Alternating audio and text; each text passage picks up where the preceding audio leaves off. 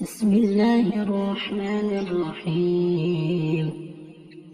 ألف لام ميم.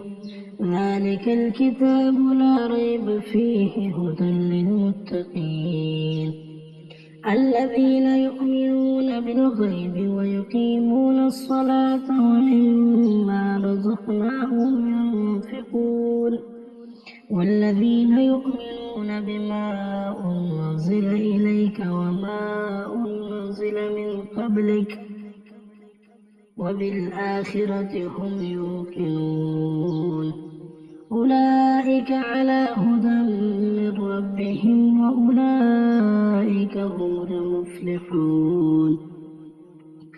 إن الذين كفروا سواء عليهم أأنذرتهم أم لم تنذرهم لا يؤمنون.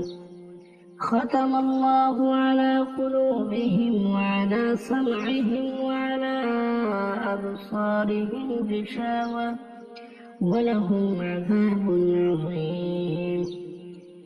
ومن الناس من يقول آمنا بالله وباليوم الآخر وما هم بمؤمنين يخادعون الله والذين آمنوا وما يخدعون إلا أنفسهم وما يشعرون.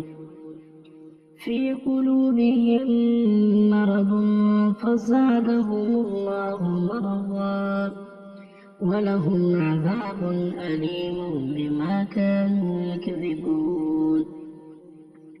وإذا قيل لهم لا تفسدوا في الأرض قالوا إنما نحن مصلحون ألا إنهم هم المفسدون ولكن لا يشعرون.